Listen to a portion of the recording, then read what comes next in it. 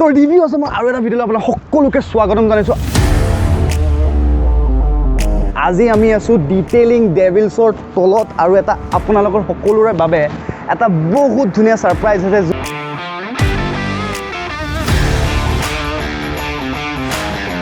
এইটো ছাৰপ্ৰাইজ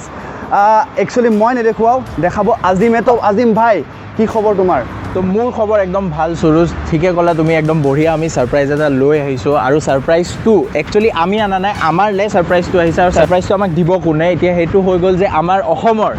ইউটিউবৰ মটো blogging sensation কৈ দিয়াৰ লগে লগে আপোনালোকেতো চিনি পাই গৈছে যে মিষ্টাৰ সিৰাজ খান।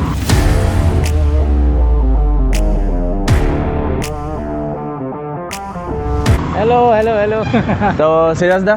যিহেতু আপুনি এইটো ধৰি লওক অলপ অডিটো আহিব। নমস্কাৰ নমস্কাৰ। এটা মাইক টেষ্টিং হৈ গ'ল। এইটো চবেই জানে যে আমাৰ সিৰাজ দা বহুত এজ এ জলি পাৰ্চন হয়, বহুত একদম ধেমালিতে থাকে। তো সিৰাজ দা, আপুনি যোনটো ছাৰপ্ৰাইজ আমাক মানে আমি চালোঁ অলৰেডি চালোঁ মানে বহুত ভাল হয়। তো সেইটো আমাৰ ভিউৱাৰ্ছখিনিকো দেখাই দিওঁ। নিশ্চয় দেখাম। তো সেইটো কাৰণে আমি যাব লাগিব এতিয়া ভিতৰত। চ' লেটছ গ' and find out Whats the surprise inside. क्योंकि सास भी कभी बहू थी।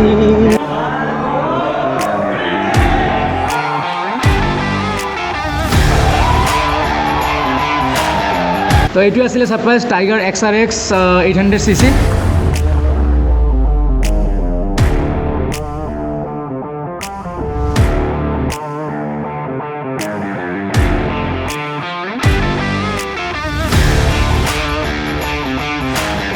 এণ্ড 2015 মডেল আৰু লৈছোঁ মই, বহুত ভাল লাগিছে। মই জানে আপোনালোকে, যিহেতু মই ট্ৰেভেল কৰি ভাল পাওঁ, লং ডিষ্টেঞ্চ টুৰিং কৰি ভাল পাওঁ। এইটো one of the my dream আছিলে। কেতিয়া মানে আগৰ পৰা ভাবি আছিলোঁ যে এটা এডভেঞ্চাৰ বাইক ল'ম আগত গৈ পেলাই। তো ফাইনেলি আজি মোৰ ড্ৰিমটো ফুলফিল হ'ল। আৰু থেংক ইউ ছ' মাছ মনোজ ভাই অহাৰ কাৰণে। থেংক ইউ ছ' মাছ, মানে থেংক ইউ আপোনাক যে এইখন বাইক একচুৱেলি ক'ব গ'লে আমি যিমান মানুহে বাইক চলাই ভাল পাওঁ, টাইগাৰ এটা ড্ৰিম হয়। BMW CMW আছে ঠিক আছে, কিন্তু টাইগাৰটো চবৰে একদম বহুত এটা ফ'কাছ থাকে যে মই ল'লে এখন টাইগাৰ ল'ম। टाइगर होता है एकदम सही কথা है যে शेर है भाई, ये शेर है, মানে খা যায়গি ৰাস্তে पे किसी को भी। তো এইটোতো জানো সিৰাজ যে এইটো আপোনাৰ এটা ড্ৰিম আছিলে, মানে এখন স্পৰ্টছ টুৰাৰৰ পৰা কমপ্লিট ADV-লে আপুনি গুচি আহিলে। চলালে আপুনি ডেফিনেটলি চলাই চাইছে। তো ডিফাৰেঞ্চটো কেনেকুৱা ফিল হ'ল আপোনাৰ? ডিফাৰেঞ্চ বহুত ভাষ্ট ডিফাৰেঞ্চ, বহুত ৰিফাইণ্ড ইঞ্জিন হয়। যিহেতু মোৰ লাষ্ট বাইকটো ইনলাইন 2 চিলিণ্ডাৰ আছিলে আৰু এইটো হৈছে ট্ৰিপল চিলিণ্ডাৰ বাইক। আৰু এটা পাৱাৰো বহুত আছে, 94 হৰ্চ পাৱাৰ আছে আৰু 77 আই গেছ নিউটন মিটাৰ্ছৰ টৰ্ক আছে। তো ইঞ্জিনো বহুত হেভি ইঞ্জিন, 799cc ইঞ্জিন হয় আৰু বহুতে জনপ্ৰিয় বাইক হয় এইখন। তো ময়ো বহুত ইউটিউবাৰ্ছক চাইছোঁ বাইকখন লৈছে, ট্ৰেভেল কৰে। তো আমাৰ বহুত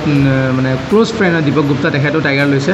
তো সুধিছোঁ তেখেতৰ পৰা বহুতখিনি ৰিচাৰ্চ কৰাৰ পিছতে মই ফাইনেলি ডিচিশ্যন লৈছিলোঁ যে এইটো ল'ম। আৰু লাষ্ট বাইকটোতো কমপ্লিটলি মানে স্প'ৰ্টছ টুৰাৰ হয় আৰু ADV-লৈ আহিলোঁ, কাৰণ লং ডিষ্টেঞ্চ টুৰিঙত ট্ৰেভেলিঙত ইণ্ডিয়াত এৰাউণ্ড 40% অফ ৰোড এৰিয়া, 60% এতিয়া মানে লাহে লাহে আমাৰ দেশটো উন্নতি হৈ আছে, ভাল লাগে এইটো কাৰণে।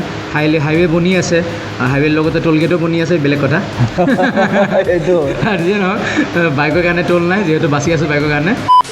যিহেতু মই অফ ৰোডিং কৰি মেলি ভাল পাওঁ, তো সেইটো হিচাপে মানে R3 লৈ আগতে য'ত গৈছোঁ সেইচব জেগাত মানে সদায় মই মিছ কৰোঁ যে এটা মোৰ এনেকুৱা এটা বাইক থাকিলে ভাল আছিলে। তাৰ কাৰণে মই R3 300cc ছেগমেণ্টৰ bike with 42 PS of power, তো মই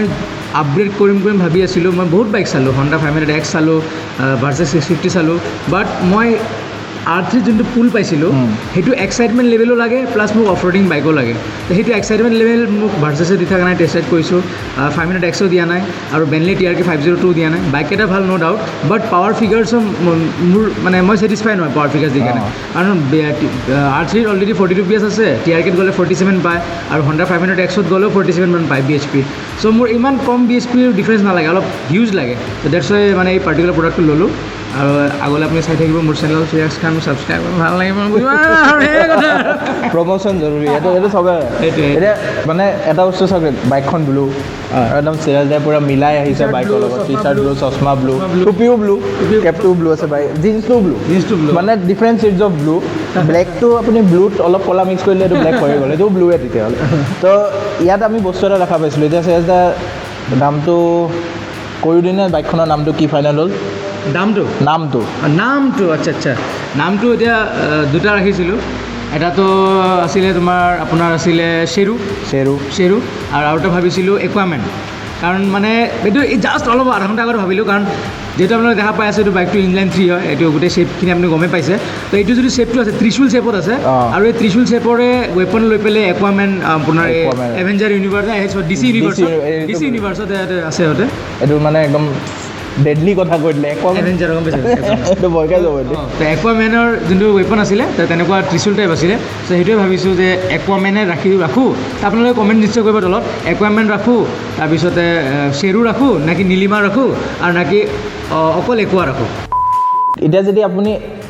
R3 পৰা ইয়ালৈ আহিছে হয় হয় এইটো মই আগতেও ৰিপিট কৰিছোঁ যে এখন স্পৰ্টছ টুৰৰ পৰা এডভেঞ্চাৰ টুৰৰ কেটেগৰীলৈ গুচি আহিলে ছিটটো কেনেকুৱা লাগিছে আপোনাৰ ছিটটোতো বহুতো কমফৰ্টেবল হয় আৰু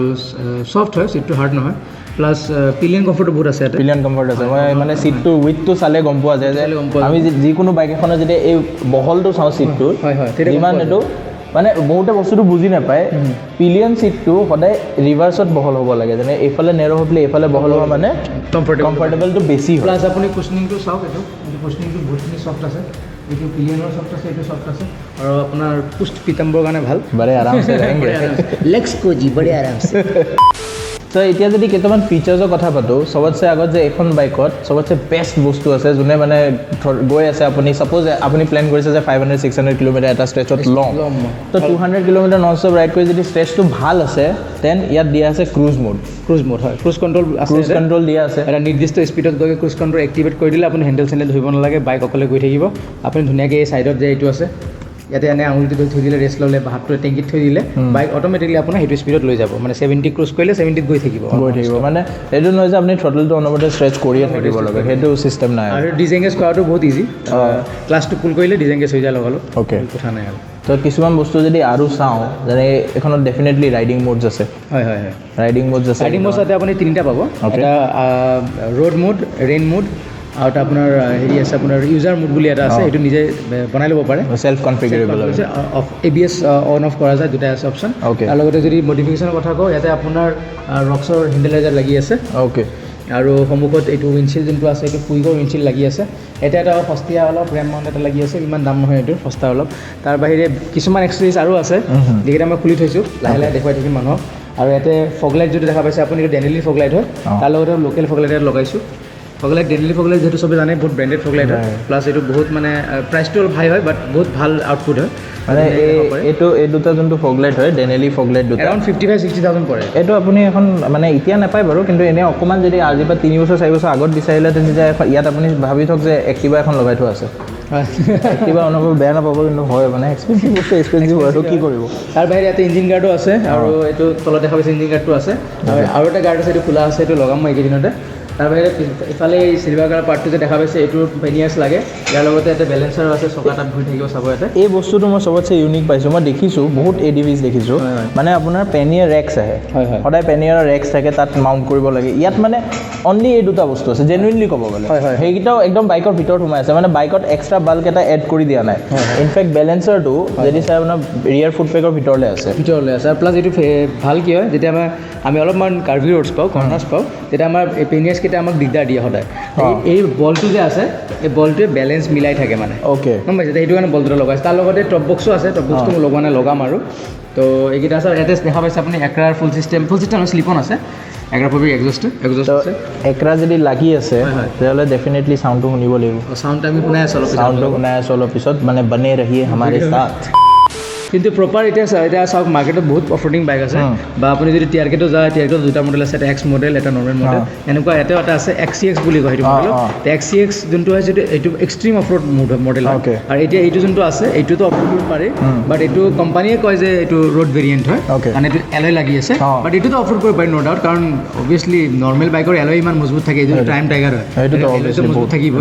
মানে কি মই বহুত লং জাম্পছবোৰ দিব নোৱাৰোঁ ৰিক্স আছে এলয়ছটো ভাঙি যাব পাৰে ক্ৰেক হৈ যাব পাৰে তাৰ বাহিৰে XCX মডেলটো তাকো কমপ্লিটলি অফৰোড হয় অফৰোডিং বাইক আৰু অন ৰোড বাইকত এলয় আৰু স্পক্সৰ ডিফাৰেঞ্চ যোনটো থাকে সেইটো মই এবাৰ এক্সপ্লেইন কৰা আছে ইয়াত আই বাটনত ক'ৰবাত আহিব সেইটো চাব আৰু এইটো হৈ গ'ল যে যদি যোনে মানে এতিয়া বহুত এনেকুৱা হৈ যায় যে এইবোৰ ট্ৰাইম যেনিবা এটা কোম্পানী হয় এতিয়া টাইগাৰ নামটো আমি চবেই জানো এতিয়া XRX XCX এইবোৰ বস্তু বহুত মানুহে বুজি নাপায় যে একচুৱেলি সেইটো হয় কি সেইটো ভেৰিয়েণ্ট হয় বাইকখনৰ ভেৰিয়েণ্ট যদি একদম চিম্পল লেংগুৱেজত ক'ব যাওঁ চবেই জানা বস্তু 502 আৰু 502X এইখন 502 টাইপৰ হয় যোনটো আপোনাৰ অন ৰোডৰ কাৰণে বাইকখন হয় অফ ৰোডৰ কাৰণে নহয় যোনখন XCX আহে সেইখন of road complete of road focus সেইকাৰণে তাত আপোনাৰ স্পোক্স হুইল দিয়া আছে তাৰ কাৰণে মানে XCX অকল অফ ৰোড বুলি নহয় XCX টো বহুত ওখ বাইক হয় এইটো 6 ফিট মানুহৰ কাৰণে বেষ্ট হয় যেহেতু মই 5'7", 5'8" হাইটৰ মানুহ হয় মোৰ কাৰণে এইটো XRX ঠিকে আছে তাৰ বাহিৰে আৰু এটা মডিফিকেশ্যন কৰোৱা আছে এইটো হৈছে এই চিটটো যে আছে এইটো ল' ৰাইট চিট লগোৱা আছে ট্ৰাইম্পৰ ফালৰ পৰা এইটো চিট আহে এইটো এডিশ্যনেল 35-40,000 লয় এইটো আপোনাৰ চিট হাইট দিয়া দুটা স্পেকত আহে 810mm আৰু 830mm এইটো 810mm চিট 810mm চিটটো হয় তো এইখিনি আছিলে এখন বাইকৰ কমপ্লিট স্পেক্স মানে ৱাক এৰাউণ্ড আৰু স্পেক্স আৰু ড্ৰিম ঠিক আছে সম্পূৰ্ণ হ'ল আজি এইটো genuinely this bike is a dream this is not a Triumph bike this is a dream bike আৰু এইটো আমাৰ মই চিৰাজ দাক আজি আই থিংক এতিয়ালৈকে ডেৰ বছৰমান হ'ল নেকি মই চিৰাজ দাক চিনি পাওঁ আৰু ফৰ্চুনেটলি এইটো হৈ যোৱা নিচিনা হ'ল মই চিৰাজ দাক কল কৰিছিলোঁ ফৰ R3 হয় হয় যোনটো ভিডিঅ'টো আহিব সেইটো ভিডিঅ' আহিব সেইটো এক্সট্ৰাকৈ আহিব আৰু এইখন পাই গ'লোঁ আৰু যেতিয়া মোক ক'লে ন চিৰাজ দাই যে এইখন বাইক হয় মই তেওঁতছে বেছি মোৰ এক্সাইটমেণ্ট বাঢ়ি আহিছিলে কেলৈ মই জানো যে এইটো তেওঁৰ এটা ড্ৰিম আছিলে ড্ৰিম এটা ফুলফিল হৈ গ'ল চ' চিৰাজ দা চিৰিয়াছলি কংগ্ৰেচুলেশ্যনছ বাই হাৰ্ট বহুত ভাল লাগিলে পাৰ্টিটো গুগল পে' কৰিলে মই বেয়া নাপাওঁ এতিয়া আমি য'ত আছোঁ আপোনালোকে বাইকখন দেখিছে আমাক দুজনক দেখি আছে আৰু আমি আছোঁ ডিটেইলিং ডেভিল য'ত ইণ্ট্ৰ'টো দেখাই দিছিলোঁ তেওঁলোকে বাইকখনক এটা মেকঅভাৰ দি আছে মেকঅভাৰ ইন দ্য চেন্স যে গা চা ধুৱাই মেলি মইলা চইলা যিবা যদি আছে সেইখিনি একদম কমপ্লিট ক্লিন কৰি আছে যিহেতু বাইকখন ৰিভিল হ'ব আজি আৰু ৰিভিলৰ আগতে আমি ভিডিঅ'টো শ্বুট কৰি লৈছোঁ মনে মনে আহি পেলাই আমি যদি ৰিভিল হোৱাৰ আগতে ভিডিঅ'টো দি দিওঁ ইউটিউবত বহুত মাৰ খাম কেলৈ মোৰ নিজৰ দাদা নিচিনা হয় মোক বহুত বেয়াকৈ মাৰিব ধৰিলে এতিয়া তো ডেট ইজ অল মানে এইখন বাইকৰ বিষয়ে ক'ব যদি মই যাওঁ তেতিয়াহ'লে মই ভিডিঅ'টো মই দুদিনলৈকে টানি দিব পাৰিম আৰু তাৰপিছত মোক খেদি চবে মাৰিব যে ইমান লম্বা ভিডিঅ' কিয় দিছা তো সেইকাৰণে that is all everybody this is me Mehfuz Azim আৰু মোৰ লগত আছে the YouTube sensation of Assam তো চিৰাজ দা থেংক ইউ আপুনি আমাৰ চেনেলত অহাৰ কাৰণে ভিডিঅ'টো ভাল লাগিলে লাইক কমেণ্ট আদি ইত্যাদি কৰি ফালাফালি কৰি দিব কাষত থকা বেল আইকনটো বজাব একেবাৰে নাপায় তাৰ আগতে ছাবস্ক্ৰাইব কৰিব নাপাৰিব আৰু ছাপোৰ্ট কৰি থাকক মটিভেট কৰি থাকক ইনস্পায়াৰ কৰি থাকক আৰু এনেকুৱা ধৰণৰ ভিডিঅ' যদি আৰু চাব লাগে চেনেলটো ছাবস্ক্ৰাইব কৰিব নাপাৰিব আৰু আজি টাইগাৰ আছে কালি আকৌ আমাৰ মিষ্টাৰ পাৰফেক্ট আহিব মানে ইয়ামা R3 ভিডিঅ' পাই যাব অতি শীঘ্ৰে অতি সোনকালে আজিলৈ বাই বাই চাইনাৰ টাটা নেকি একদম ব'লক বাই বাই হ'ব বাই বাই বাই